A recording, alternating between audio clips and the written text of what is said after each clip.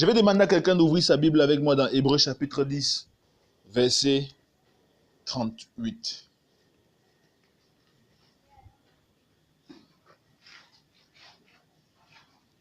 Hébreux chapitre 10, verset 38. Hébreux chapitre 10, verset 38. Hébreux chapitre 10, verset 38. Hébreux chapitre 10, verset 38. Nous lisons dans la version de notre Sœur en Christ. Et mon juste vivra par la foi, mais s'il se retire, mon âme ne prend pas plaisir à lui. Amen. Amen. La première fois que Dieu dit ça, c'est à Habakkuk, ou alors au prophète Habakkuk qu'il dit. Qui est le prophète Habakkuk? Le prophète Habakkuk est un jeune prophète que Dieu appelle au ministère à une époque critique dans le royaume d'Israël. Qu'est-ce qui rend ce royaume critique, cette époque critique? Il y a un roi qu'on appelle Nebuchadnezzar, qui est babylonien. Voilà, c'est un roi babylonien. Et il est au nord en train de massacrer la Syrie, les royaumes d'Assyrie, les royaumes de Syrie, et ainsi de suite.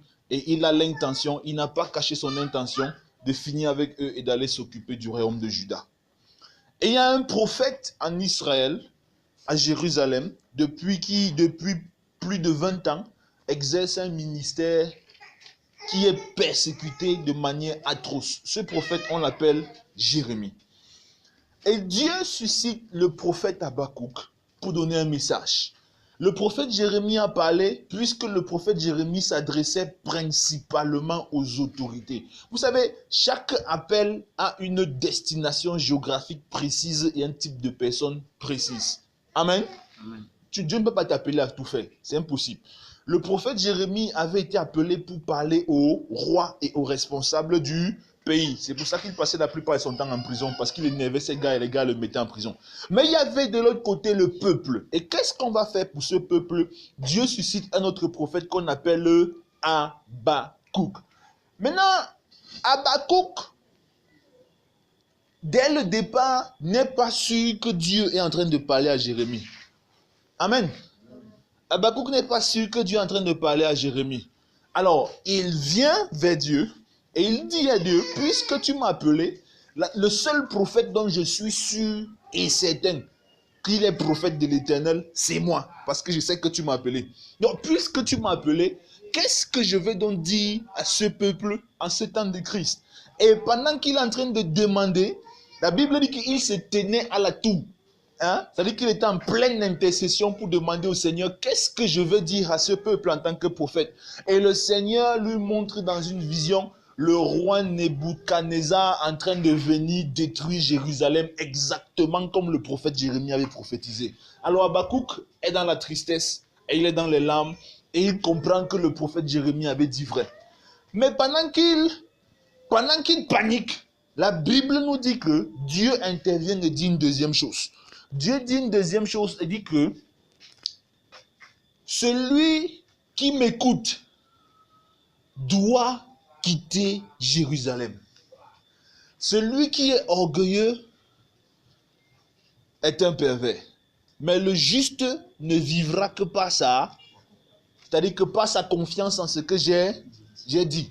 En d'autres termes, Dieu envoie Habakkuk dire aux habitants de Jérusalem que si tu es ici et tu crois en Dieu, fuis Jérusalem avant que Nebuchadnezzar n'arrive. Amen. Et bien, effectivement, l'histoire nous montre que Habakkuk, après avoir prophétisé comme ça, lui-même, il a fui Jérusalem en premier. Amen. Le juste vivra par sa foi. Et lorsque Nebuchadnezzar est arrivé, la plupart des justes qui étaient dans le pays n'étaient plus là.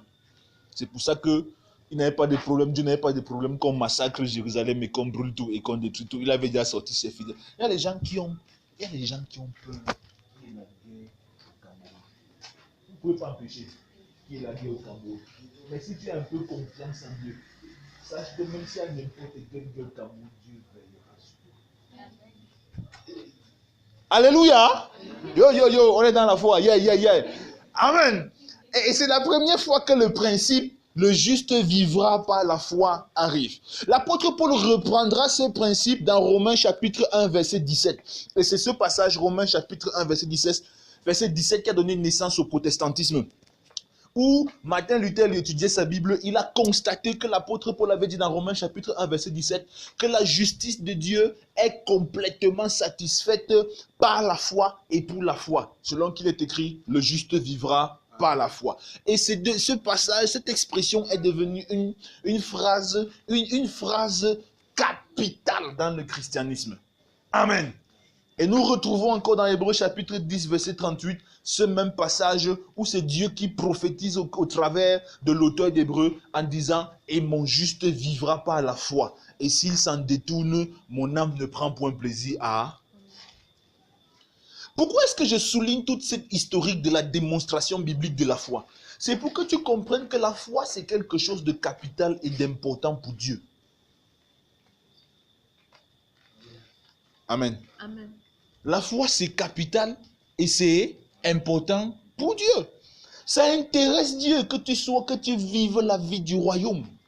Ça intéresse Dieu que tu vives... Mais attends, on a dit que quoi?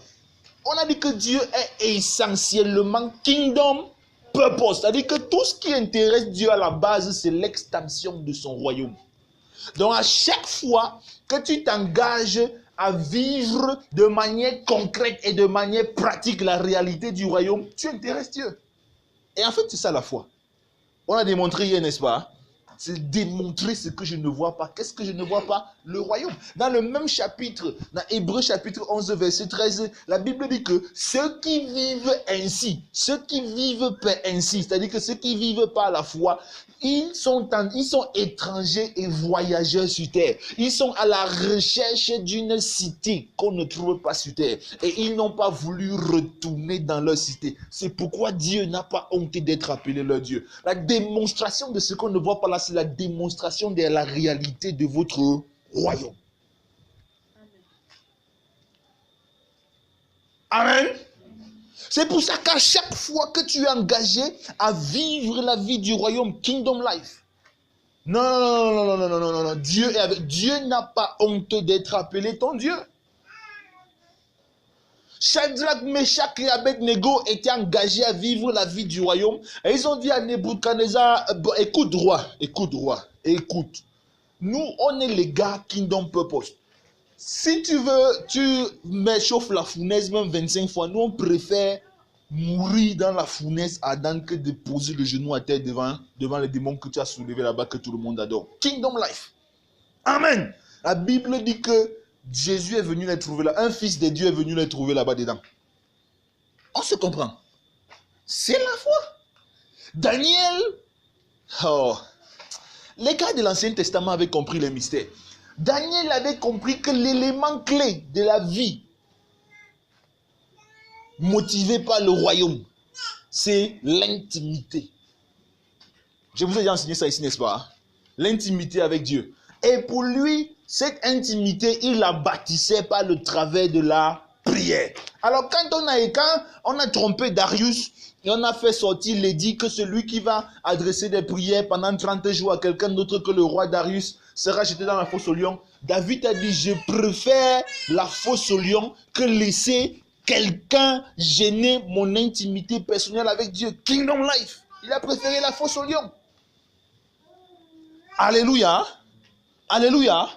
Alors ce matin, ce soir, avant de donner quelques autres ingrédients, quelques autres types de vie par la foi, je vais aussi donner 2 ou 3 points à souligner comme hier. Le premier point, et c'est très important si tu veux comprendre la foi. Je vous ai dit que ici là, on ne fait pas les extrêmes ici là. Amen. On n'est pas une église d'extrêmes. On enseigne la parole de Dieu de manière équilibrée. Premier point à souligner,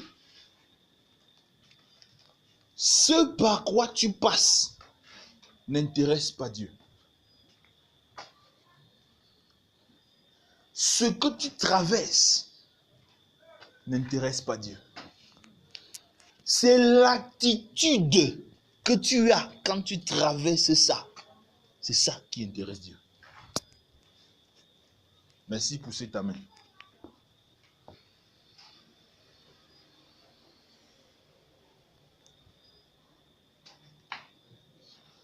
Ce par quoi tu traverses, tu vas dire que c'est compliqué, machin, truc, tout ça, là, il n'y a pas de problème. Ça ne va pas beaucoup émouvoir. C'est l'attitude. Amen. Qui ici est Kingdom Purpose comme moi? Il faut qu'on sorte les t-shirts. Un frère Junior, on sort les t-shirts, on met le logo ici devant, derrière on met Kingdom Life. C'est l'attitude que tu as. Écoutez, si vous lisez le livre de Job, qui est un livre que j'aime beaucoup lire, au chapitre 42, Job, qu'est-ce que Dieu dit aux trois amis de Job, aux trois premiers amis de Job? Parce qu'en fait, c'est 4 personnes qui sont venues. Qu'est-ce que Dieu dit aux 3 premiers amis de Job? Il dit que vous n'avez pas bien parlé de moi comme l'a fait mon serviteur Job. Et la seule raison pour laquelle je ne vous punis pas, c'est à cause de mon serviteur Job. Qui a déjà lu le livre de Job? Voilà. Qu'est-ce que cela implique? Cela implique que du début à la fin du moment de souffrance, Dieu était au salon avec Job chaque jour et à chaque instant. Il n'a pas diminué la douleur d'une fraction de quelque chose. Amen. Il n'a pas diminué.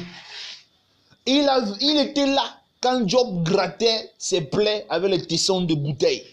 Il était là quand Job disait, maudit soit le jour qui m'a vu naître et maudit soit la lune qui a dit un enfant mal né à ma mère. Il était là. Il était là quand Job discutait avec Eliphaz de Naman, Topha et ainsi de suite. Il était là tout le temps, très attentif. Maintenant, est-ce qu'il était attentif à ce par quoi Job passait? Non. Il était attentif à ce que Job faisait. Il était attentif à l'attitude que Job avait.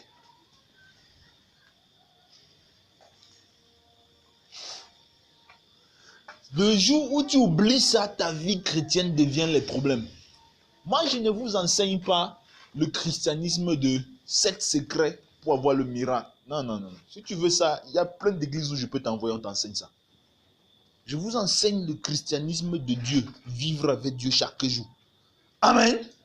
Ce qui l'intéressait sur Job, c'était l'attitude de Job.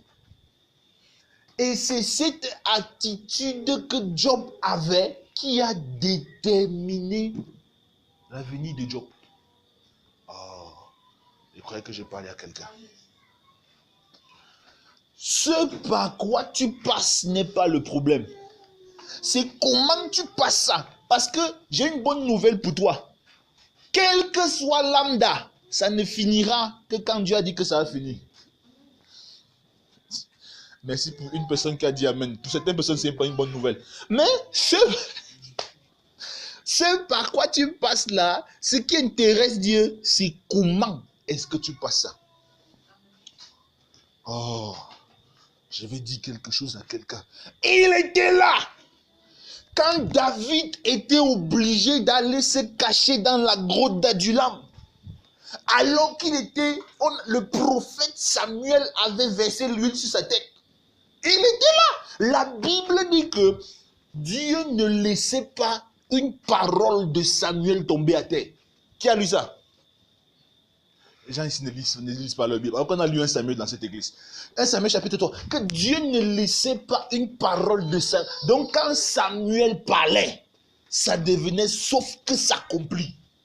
Mais il a parlé pour David. David a dû se cacher dans la grotte d'Adulam, poursuivi par Saül, déterminé à le massacrer.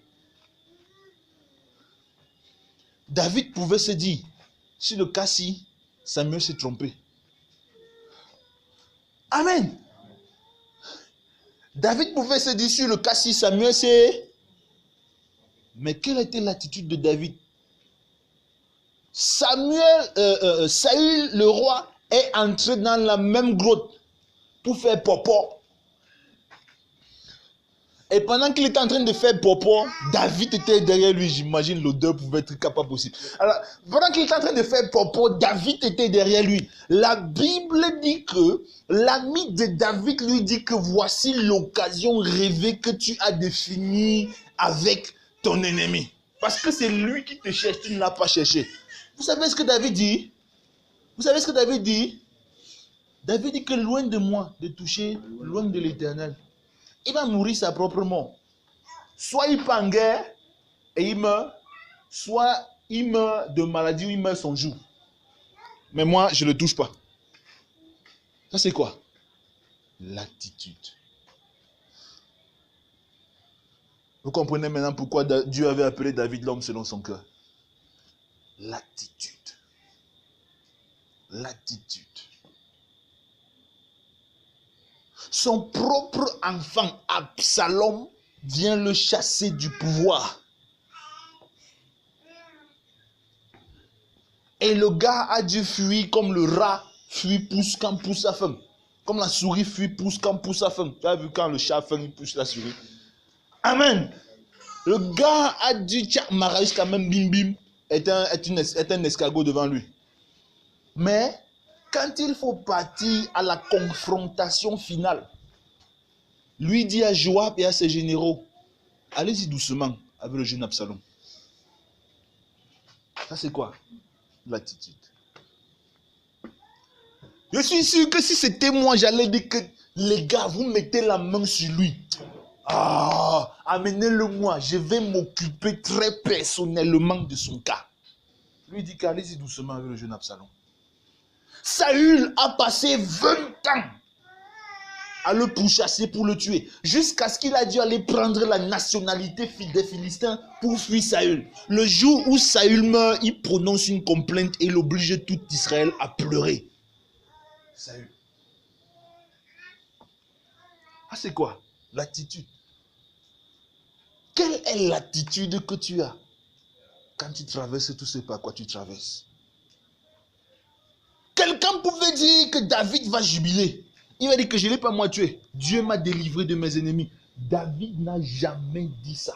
Il a prononcé une complainte. Tous les gens qui étaient avec lui ont pris la cendre, mettre sur la tête, pleurer Saül jusqu'à... Saül qu'ils ont passé 20 ans à fuir. Amen. Amen. Mon attitude face aux défis dans ma vie chrétienne est plus importante devant Dieu que les défis en soi. Mon attitude face aux défis dans la vie chrétienne est plus importante devant Dieu que le défi en soi. Dieu n'est pas pressé de me sortir des problèmes, il est pressé de me voir adopter la bonne attitude. Dieu n'est pas pressé de me sortir des problèmes, il est pressé de me voir adopter la bonne attitude. Dieu n'est pas pressé de me voir sortir des problèmes, il est pressé de me voir adopter la bonne attitude.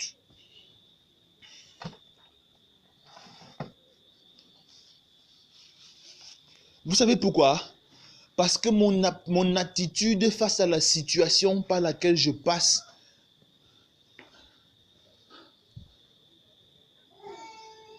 prouve à Dieu que je suis apte ou non à gérer des situations plus élevées.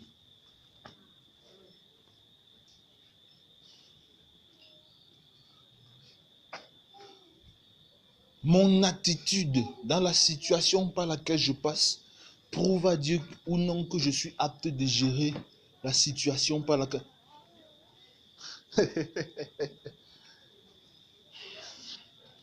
Pélagie, un jour le Seigneur t'a parlé et il t'a dit que tu finiras ta vie riche. Vrai ou vrai? Bon, je ne sais pas s'il l'a fait ou s'il ne l'a pas fait.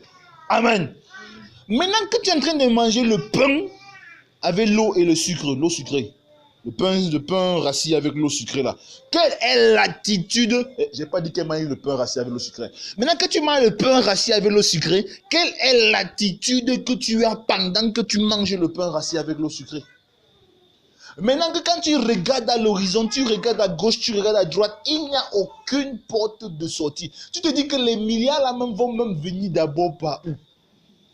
Ça va même d'abord commencer comment. C'est-à-dire qu'il n'y a aucune porte de sortie, aucune possibilité autour de toi. Tu es bloqué, coupé, limité, scié, lié à tous les niveaux. La question à ce moment-là, c'est quelle est ton attitude par rapport à ce que tu vis maintenant. Alléluia. L'attitude, c'est quoi? C'est la clé de l'épanouissement dans la vie. L'attitude est le comportement que tu adoptes face à une situation. L'attitude, c'est le comportement que tu adoptes face à une situation. Ton attitude est déterminée par ce que tu penses de toi, de ton amour propre, de tes capacités, de ton identité et de Dieu. Amen. Ton attitude est influencée, ou alors ton attitude, c'est la somme de tes convictions personnelles sur toi-même et sur Dieu. Amen. À une époque, j'avais pensé qu'avoir le complexe d'infériorité, pasteur, avoir le complexe d'infériorité fera que si demain j'ai beaucoup d'argent, l'argent ne va pas m'influencer. Vous savez pourquoi c'est un mensonge du diable? Si tu es complexé, tu seras complexé. Quand tu es pauvre, le complexe des pauvres, c'est l'infériorité. Quand tu seras riche, le complexe des riches sera la supériorité. C'est ce qui est arrivé au roi Saül. Amen. Donc, une mauvaise perception de soi est une mauvaise attitude qui va engendrer automatiquement l'échec. Amen. Alors, tu dois apprendre à célébrer qui tu es. Ah, je suis dans la joie quand on me dit Amen. Je vous ai dit ici l'autre jour que le plus grand voyage de la vie que la plupart des êtres humains ne font jamais, c'est pas aller en bain. C'est découvrir qui tu es. Tu ne peux pas te passionner de toi si tu n'apprends pas à comprendre quelles sont les qualités intrinsèques que Dieu a investies en toi. C'est-à-dire les qualités personnelles que tu as. Et en plus de ça, c'est ton attitude qui prouve si tu as confiance en Dieu ou pas. Aussi simple que ça. Seigneur, jusqu'à quand? Jusqu'à quand est-ce que tu vas me laisser dans ce trou minable?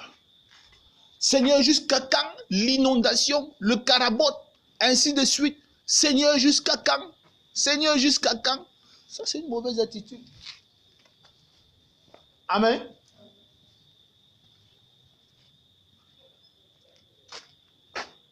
J'ai vu l'église d'un frère. Et puis, il n'y en a même pas ça. Il y avait un bishop qui devait venir ici. Un jour visiter l'église, c'était pas en plein culte. Et quand il venait, et quand j'allais en route le chercher, j'ai commencé à développer. Le diable a voulu me faire développer un complexe par rapport au lieu l'endroit où se trouve l'église. Parce qu'il connaît son église à Yaoundé, c'est en plein centre-ville, dans un immeuble, dans les salles climatisées, console, mince, au-dessus d'un restaurant, non pas un restaurant, d'une boulangerie, pâtisserie, confiserie, viennoiserie. Un père. Donc, tu arrives comme ça, tu as un peu faim, tu descends un peu, tu te sais un peu avant de remonter. C'est classe, mal.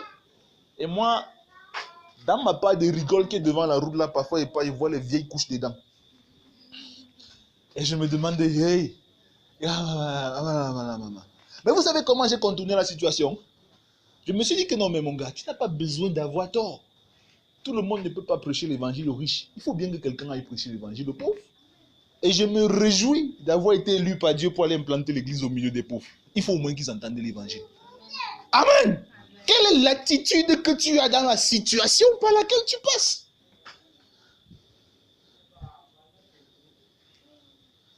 Oh là là. Seigneur, aide-moi. Ton attitude est déterminée par ta perception de soi, de toi-même.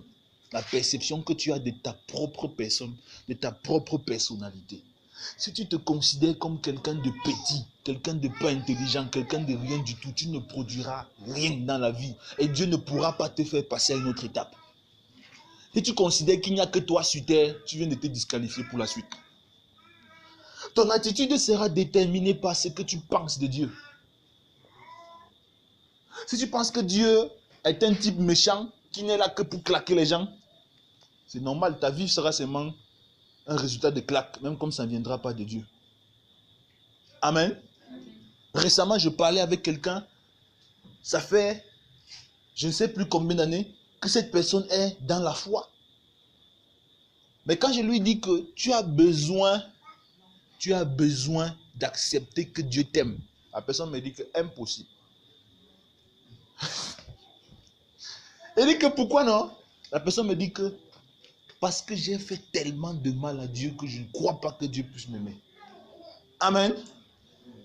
Et je vous assure, la vie de la personne était une calamité calamiteuse. L'attitude.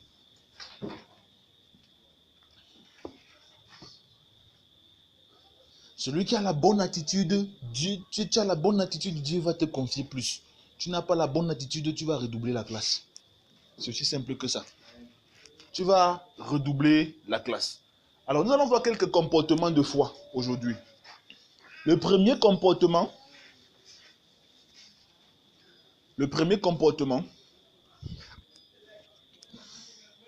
c'est se prosterner sur son bâton et adorer. Oui, son bâton. C'est se prosterner sur son bâton et adorer. Premier comportement de foi aujourd'hui, se prosterner sur son bâton et adorer. Se prosterner sur son bâton et adorer.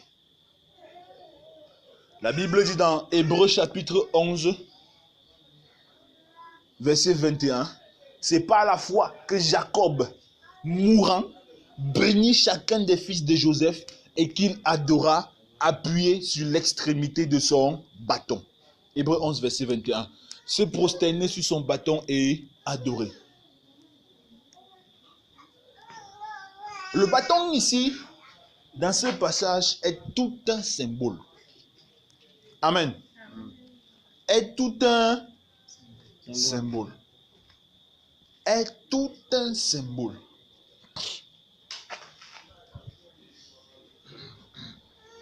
Pasteur Dali Rachel, dans le psaume 23, tu peux boire l'eau. Dans le psaume 23, que dit le psalmiste au verset 5? À partir du verset 4. Ah. Le jeune là, souvent ça dérange. En disant en anglais, il n'y a pas de problème. Cameroun is a bilingual country, so you can also speak French. Je sais pas si c'était le tout, la fin, là, il dit que même quand, j'ai dit verset 4, même quand je marche. Voilà l'attitude de David. C'est ça, c'est la clé. Même quand je marche dans la vallée de l'ombre de la mort, je ne crains aucun mal. Pourquoi? Sa houlette et son bâton me rassurent. Ok. Le bâton du berger, parce que Jacob était berger, c'est pour ça qu'il dit que le bâton ici c'est tout un symbole. Le bâton du berger sert à la fois d'instrument de protection, d'instrument de direction et d'instrument d'appui pour le berger. Protection, direction, appui. Et la houlette qui est sous forme de pioche, est-ce que c'est la pioche ou c'est quoi là, qui a le haut un peu rond comme ça là. C'est avec ça qu'il attrape la tête de la brebis quand la brebis est loin et il tire la brebis comme ça pour que la brebis sorte là-bas. Il dit que le bâton est instrument de protection, instrument de direction, instrument d'appui. Ça veut dire qu'en réalité, le bâton ici symbolise tous les principes et les fondements de la vie d'un homme.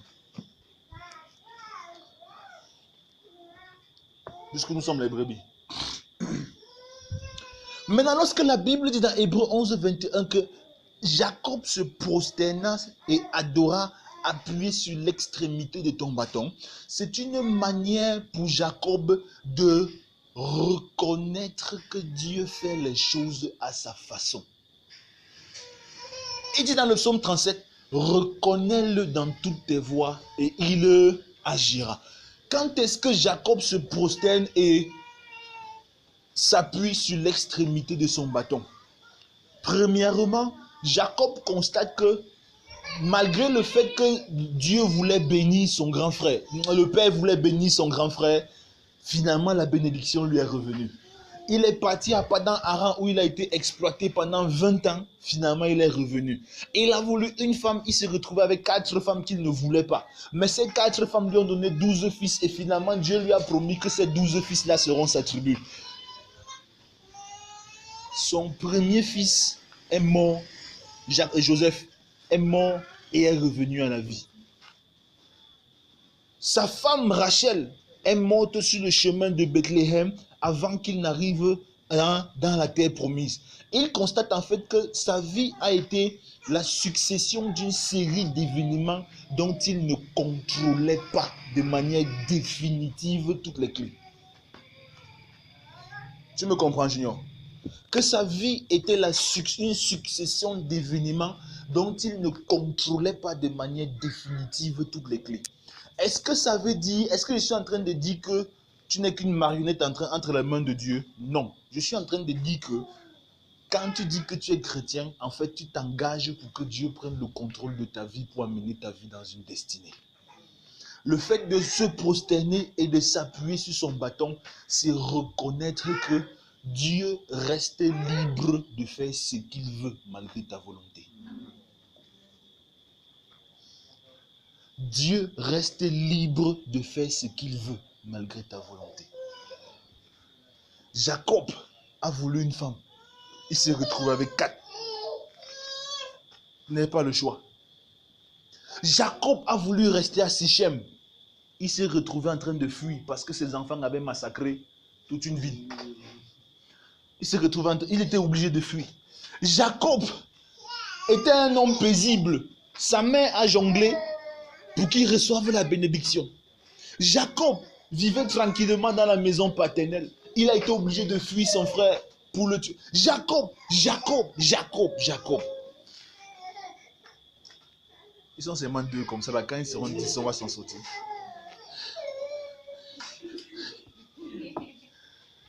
Alléluia. Alléluia. Joyce Meyer dit que faire confiance en quelqu'un implique. Faire confiance à quelqu'un implique. Faire confiance en quelqu'un implique qu'il ne te dira pas nécessairement tout ce que tu veux savoir. Et qu'il ne fera pas nécessairement tout ce que tu veux. Si tu enlèves ça dans la confiance, ce n'est plus la foi, ce n'est plus la confiance. Faire confiance à quelqu'un implique qu'il ne te dira pas toujours tout ce que tu veux et qu'il ne fera pas toujours les choses à ta façon. Enlever cela dans la confiance, ce n'est plus la confiance. Vous me suivez, mes bien-aimés dans le Seigneur? C'est ça, Jacob appuyé, a adoré, appuyé sur l'extrémité de son bâton par la foi. La Bible dit que tous les patriarches de la foi sont morts sans avoir obtenu ce qui leur avait été promis. Ma soeur, avoir la foi implique nécessairement accepter que dans certaines situations, Dieu ne te fasse pas de rapport. Et que dans d'autres, il fasse le contraire absolu de ce que tu avais pensé. Tu n'es pas dans cette perspective-là, tu n'as pas encore commencé à vivre par la foi. Church is quiet.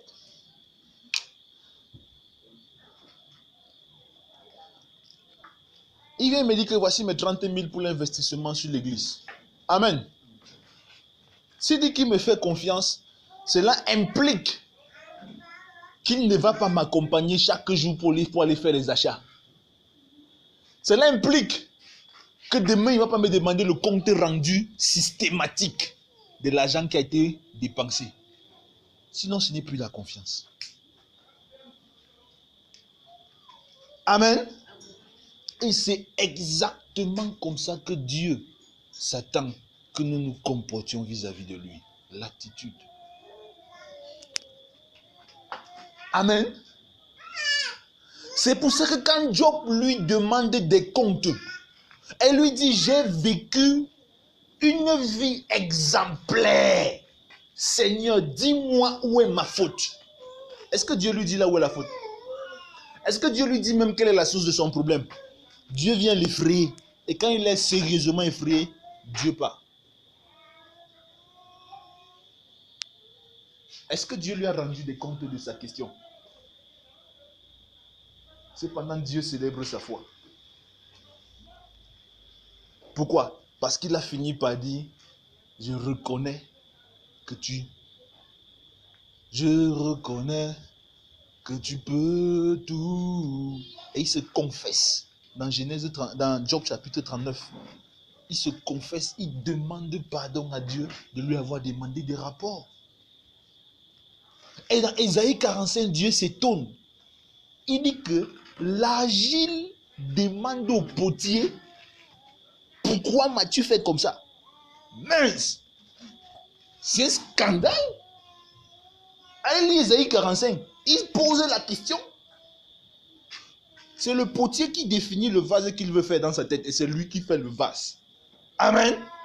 Maintenant, pendant que le processus de vase, vous savez, quand pour fabriquer le vase, on met sur un truc qui est comme la toupie, ça tourne.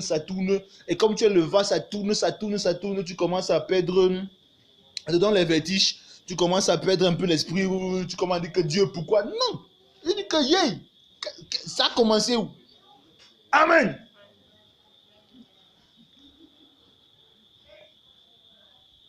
Il a reconnu que Dieu fait les choses à sa façon. Avoir la foi, c'est s'aligner derrière Dieu. Ce n'est pas imposer ta volonté à Dieu.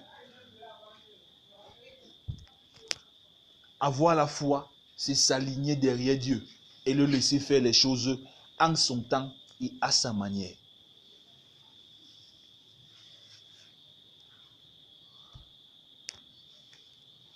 Avoir la foi, c'est s'aligner derrière Dieu et laisser Dieu faire les choses en son temps et à sa manière. S'il y a un problème, tu viens me dire que Dieu m'a dit, voilà ce qu'on va faire pour sortir de ce problème. Je suis à fond avec toi. Amen. Mais si tu viens, tu dis que pasteur, j'ai la foi que si tu pries aujourd'hui, j'ai mon visa demain. Amen. Parce que je suis le messager de la volonté de Dieu. La question que je vais te poser, c'est qu'est-ce que Dieu t'a dit sur ça? Tu n'as pas de réponse claire, je ne suis pas avec toi. Ne prie pas. Alléluia. Je ne suis pas le genre de pasteur qui accumule les lauriers. C'est-à-dire, il reste comme ça, il dit que non, j'ai 15 de mes fidèles que j'envoie aux États-Unis, j'ai 25 en Norvège, j'ai 18 en France. Vous partez là-bas faire quoi? Tu veux partir, tu pars. Mais si tu pars pour faire l'aventure, vraiment arriver là-bas avant que tu m'envoies le SMS, ne me parle même pas. Je risque de prier pour que tous tes projets là, ça se gâte dans l'œuf. Tu restes au pays. Amen. Parce que c'est la mentalité des poltrons, des fuyards et des irresponsables de quitter le pays pour partir en aventure. Deuxième comportement de foi, accepter l'épreuve. Premier comportement, se prosterner sur son bâton et adorer. C'est-à-dire reconnaître que Dieu fait les choses à sa façon, en son temps et selon sa volonté.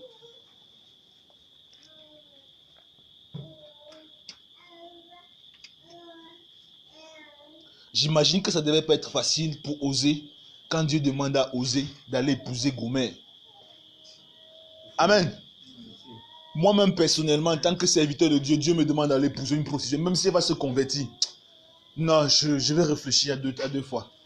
Mais Osée aller prendre une prostituée, kounia, venir mettre à la maison. Premier enfant, Dieu dit, appelle-le Lo-Ami. Vous savez ce que Lo-Ami signifie? Il n'y a pas de gloire. Deuxième enfant, Dieu dit, appelle-le Lo-Rukama. Vous savez ce que Lo-Rukama signifie? Vous n'êtes pas mon peuple. Mon frère, c'est bizarre. Amen. C'est bizarre, le sabbat.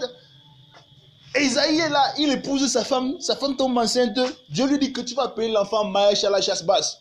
Bon, je ne suis pas très fort en hébreu. Je préfère ne pas vous dire la traduction. Esaïe, c'est-à-dire que non, Dieu est Dieu ici. Bon, apprends à laisser Dieu être Dieu dans ta vie. Je vais te dire ça jusqu'à mourir. Deuxième comportement de foi, accepter l'épreuve. Accepter l'épreuve. La plupart des religions qui existent, et j'ai beaucoup étudié les religions, la plupart des religions qui existent se sont créées autour de quelques concepts. Le concept du bien, le concept du mal, le concept de la souffrance, le concept de la vie et le concept de la mort. Maintenant, toutes les religions donnent des recettes. Oui, alors, beaucoup de religions donnent des recettes pour éviter la souffrance, notamment le bouddhisme. Le bouddhisme est la religion qui est la plus spécialisée pour donner des recettes pour atteindre le nirvana. Le nirvana, c'est un état où... Bon, non, on ne fait pas les cours de bouddhisme ici. Bien. Mais, il y a quand même quelques religions et quelques doctrines qui demandent d'accepter la souffrance. Le stoïcisme est une doctrine qui demande d'accepter les choses telles qu'elles sont. Tout va bien pour le meilleur des mondes. Ça vient mal, tu encaisses. Ça vient bien, tu écopes. Ah, c'est le stoïcisme. Je ne vous prêche pas le stoïcisme ici, mais je vous prêche le message de Jésus-Christ.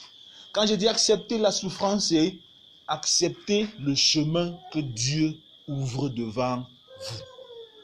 Que ce chemin soit douloureux ou qu'il ne soit pas douloureux, il conduit à la gloire. Amen.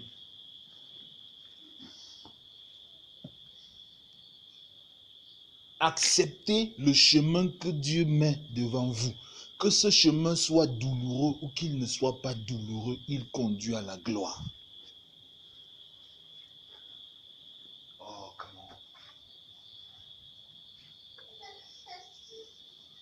Le stoïcisme, c'est que tu acceptes parce que tu n'as pas le choix. C'est la doctrine des irresponsables. Mais Jésus dit, Père, s'il était possible, vraiment qu'on éloigne de moi cette histoire-ci. Toutefois, non pas ma volonté, mais ta volonté. Marie, sachant qu'elle frôle la lapidation, dit qu'il me soit fait selon la volonté du Seigneur. Étienne, le courageux Étienne que j'aime beaucoup, se tient au milieu du Sanhédrin et a le culot et le courage. Je suis sûr que même moi, si j'étais dans le Sanhédrin le jour-là, j'allais aller le lapider. Il a le culot et le courage de dire, je vois le ciel ouvert et le Fils de l'homme debout à la droite de Dieu le Père Tout-Puissant. Ça, c'est un scandale, un blasphème. C'est encore même pire que de dire que Jésus a dit qu'il est le Fils de Dieu. C'est pire pour le judaïsme. Bon, le judaïsme, malheureusement, est une religion dont ils ne peuvent pas comprendre. Amen. Il n'a même pas réfléchi une fraction seconde. Il avait déjà accepté la souffrance. Son arrêt de mort, en disant ça, lui-même, il signait son arrêt de mort. Alléluia. Alléluia. Le chrétien, tu dois accepter le chemin que Dieu ouvre devant toi. Celui qui t'a dit que le chemin que Dieu ouvre devant toi est un chemin de bonheur, est un chemin de jouissance, est un chemin de... Celui qui t'a dit ça, c'est un adepte d'une doctrine qu'on appelle l'hédonisme. Je vais vous dire, hein, il y a beaucoup de religions qui essayent de contaminer le christianisme. Vous devez les connaître. L'hédonisme, c'est quoi? C'est la recherche du plaisir. Beaucoup de pasteurs prêchent l'hédonisme, ils croient qu'ils prêchent Jésus-Christ. On dit aux gens tout le temps que Dieu va te faire plaisir, Dieu va te faire du bien, Dieu va te faire ci, Dieu va te faire ci. Dieu est au-dessus du bien et du mal. Il fonctionne dans sa volonté. Maintenant, le processus de l'accomplissement de sa volonté peut impliquer des souffrances ou des joies. Il s'en fout, il fonce dedans. Même lui-même, il a fallu mourir à la croix, il a foncé dedans. Tu me comprends, Michel? Tu comprends très bien ce que dit là. Accepte le chemin. L'essentiel, c'est qu'il faut que tu sois sûr que c'est la route que Dieu a ouverte pour toi. Il faut que tu sois convaincu que ici, là, je suis en route. Même si c'est bleu, même si c'est kaki, même si c'est marron, va dedans. Alléluia. Alléluia. Alléluia.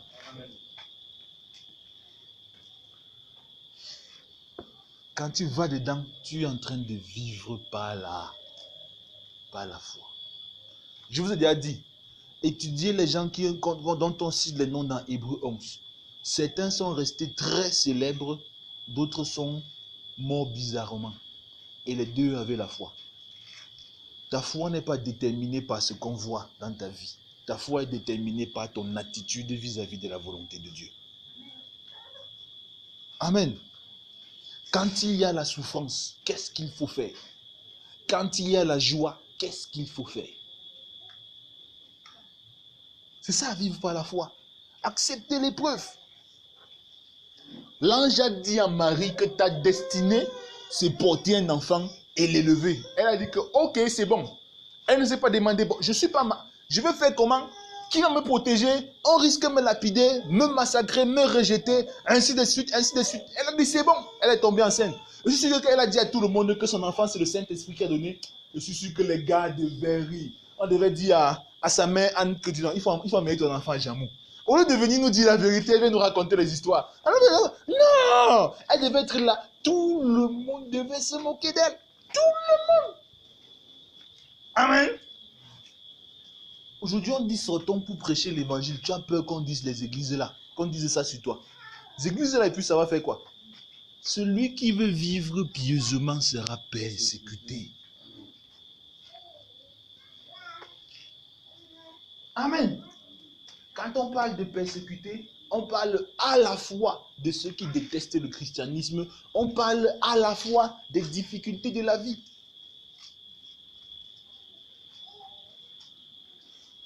Tu comprends? Accepte le processus. Accepte l'épreuve. Jacques dit, mes frères, regardez comme un sujet de joie les diverses épreuves auxquelles vous êtes confrontés. Il y a des gens dans cette église qui traversent des épreuves atroces et extraordinaires. Mais quand je te vois au milieu de tout ce par quoi tu passes, je me réjouis. Tu es sur la bonne route. Amen. Amen. S'il arrive même que vous changez d'église ou de ville, vous entrez dans une église où du 1er janvier au 31 décembre, le pasteur vous dit chaque jour que sors de la souffrance, Dieu va te sortir de la souffrance, Dieu va te sortir de la... Non, parce que le temps a te dit du bien. Changez d'église. Écoutez-moi très bien. Il dit, je connais les projets que j'ai formés pour vous. Ce sont des projets de paix et non de malheur, afin de vous donner un avenir et de vous donner de l'espérance. Amen. Il y a des gens qui sont venus sur terre pour mourir pour que d'autres personnes vivent.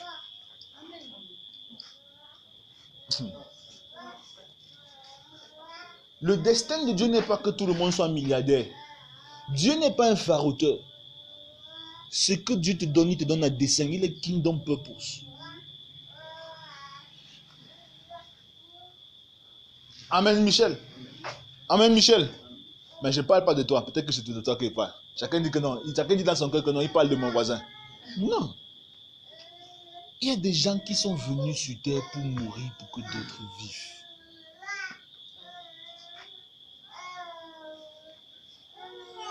Il y a des chrétiens jusqu'aujourd'hui dont le destin est de mourir pour que d'autres vivent.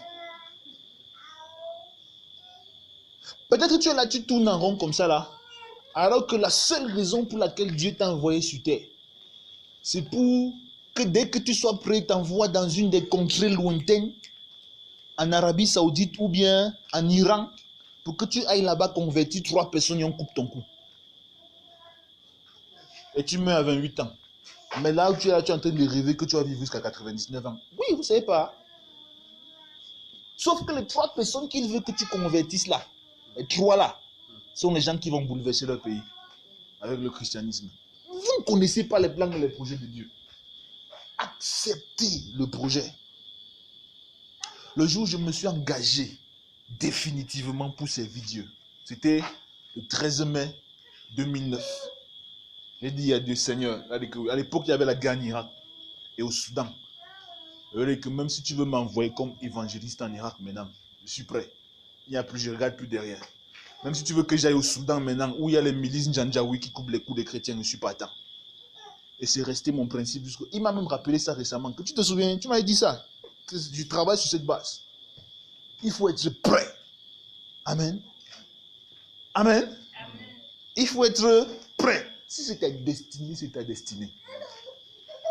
Je me suis longtemps... Il y a ma voisine un jour qui m'a posé la question. Elle m'a dit que elle a étudié l'histoire du christianisme. Elle a constaté que les premiers chrétiens, les gars mouraient tous très jeunes parce qu'on les massacrait, les lions les mangeaient, on les faisait bouffer par les lions, on les brûlait vifs, on faisait ceci, on faisait cela. Elle a regardé, elle a dit que mince, nous ici on ne fait rien. Hein. Voilà les vrais chrétiens là-bas. Je lui ai dit que non, ma soeur. Ils avaient la même foi que nous on a maintenant. Ça c'était leur destin. Dieu les a envoyés sur terre tôt pour qu'ils viennent mourir, pour que le christianisme continue. Amen. Si Dieu t'avait appelé pour aller être mangé par les lions, gars, tu aurais la grâce pour être mangé par les lions. Et tu accepteras d'être mangé par les lions sans stress et sans pression. Amen. Je lui dis que non, il ne faut pas aller paniquer. Vis ta foi normalement. Et c'est ce que beaucoup de gens ne comprennent pas. Ils partent sur Facebook, disent que nous on est les prédicateurs de la prospérité. Le christianisme n'est pas le même selon les âges. Jésus a dit que le Saint-Esprit est toujours en perpétuel mouvement. Donc, tu ne peux pas exiger qu'au Cameroun, les gens se fassent tuer comme on tuait les gens dans l'Empire romain. C'est impossible. Le Cameroun, c'est un autre environnement avec d'autres réalités. Et le christianisme là-bas va présenter d'autres réalités. Maintenant, tu ne sais pas pourquoi Dieu t'a suscité. Accepte l'épreuve. Accepte ta vie. Accepte et assume avec responsabilité la destinée qui est ouverte devant toi. C'est ton chemin. Troisième comportement de foi, attendre le bon moment. La foi, c'est attendre. Dis à ton voisin, la foi, c'est attendre. Une chose a trompé le christianisme actuel, c'est que le monde d'aujourd'hui, c'est le monde de la. On veut tout et tout de suite. Et aujourd'hui, dans la foi,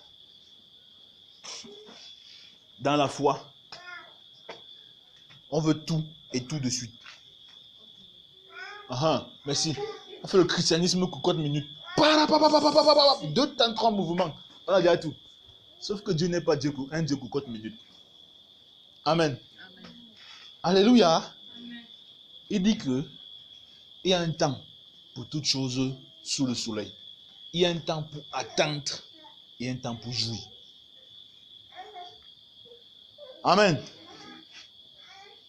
Il sait ce que c'est attendre dans ma vie. Je suis encore un jeune gars comme ça là, j'ai eu à attendre des choses. Mince. Jusqu'à croire que ça ne va jamais venir. Mais il y a un temps pour attendre et il y a un temps pour jouer. Et il y a un temps pendant lequel tu vas chercher la révélation fatiguée. Tu n'auras pas. Et un temps pendant lequel la révélation va venir sans que tu n'aies cherché.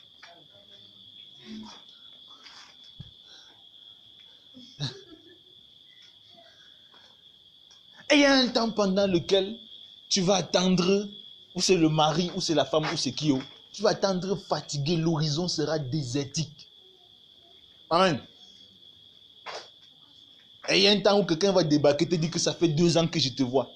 Yé, comment 2 ans tu me vois? Tu étais où depuis? Non, Dieu attendait. Amen. Il y a un temps pour attendre, il faut savoir attendre. Il y a un temps pour échouer. Tous tes investissements, tes projets, ça ne marche pas, on te frappe, tu perds l'argent. Et un jour, finalement, c'est le bon jour. Il y a un temps pour attendre. Il y a un temps pour marcher à pied. Il y a un temps pour avoir la voiture. Amen. Alléluia. Il y a un temps. Il faut savoir attendre. Pourquoi? Parce que Dieu ne vient jamais en retard. C'est très bizarre, mais Dieu fait ce qu'il a prévu au moment où il a prévu. Si Dieu vient, que tu n'es pas prêt, il va te bousculer pour que tu accélères le processus de préparation. Amen. Vous avez compris? Vous avez compris? Il ne faut jamais te presser avec Dieu. Beaucoup de gens ont peur d'être en retard par rapport au programme de Dieu pour leur vie. Tu ne peux pas être en retard par rapport au programme de Dieu. Non. Dieu ne peut pas partir te laisser. Parce que c'est la raison pour laquelle il t'a créé. Si tu veux déjà être en retard, même s'il faut qu'il t'apparaisse, il va apparaître et te dire que secoue-toi, voici le moment. Amen.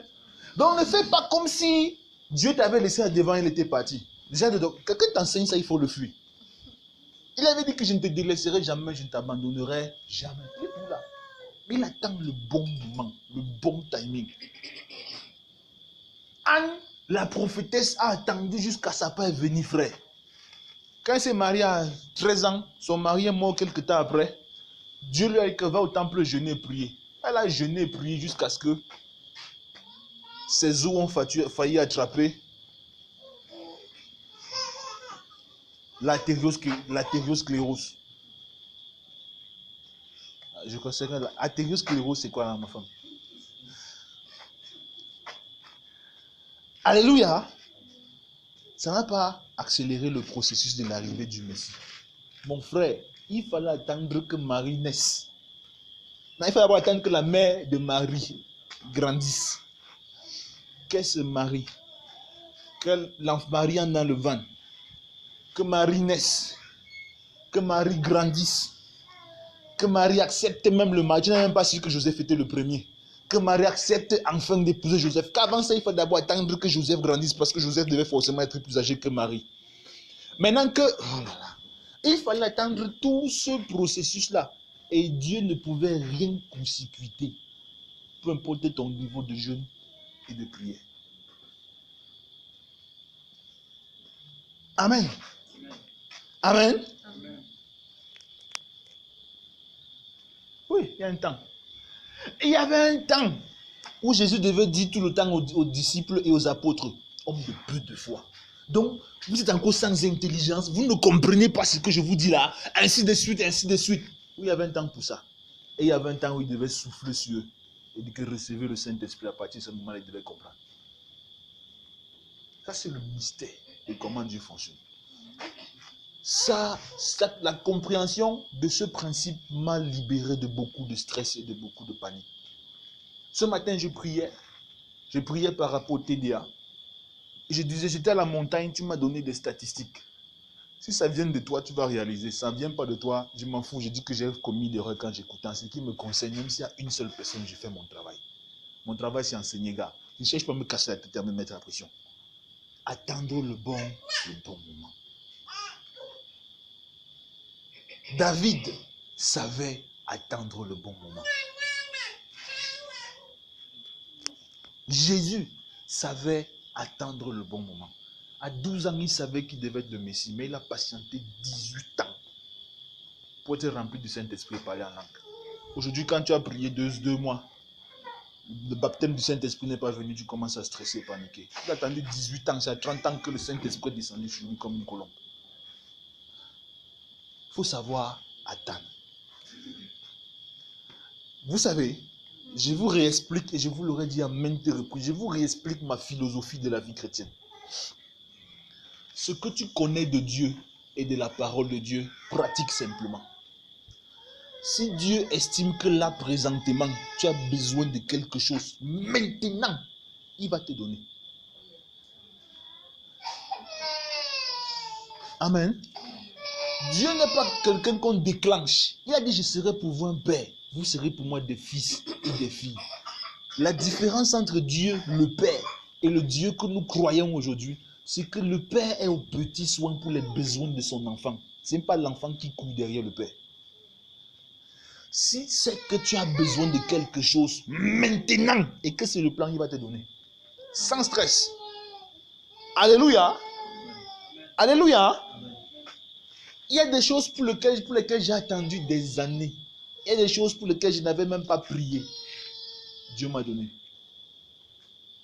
Je n'ai jamais demandé, donc je ne connais même pas. Je suis seulement resté comme ça, la pape, Dieu m'a donné.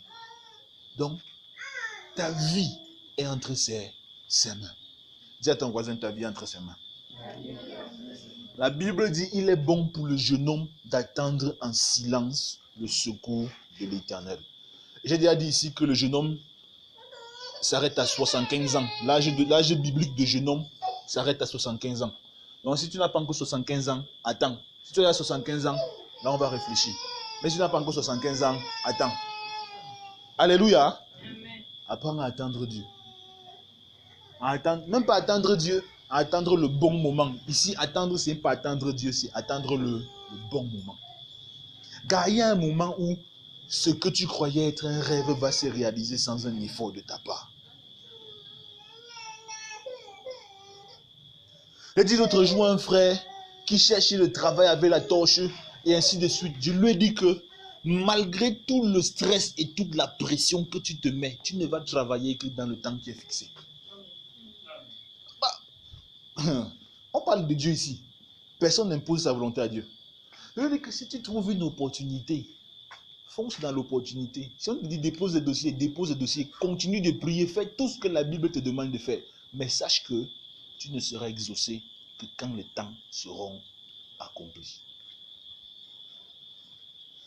Donc apprends à attendre le bon moment pour Dieu. Dis Amen. Amen. Alors est-ce que tu peux prier avec moi?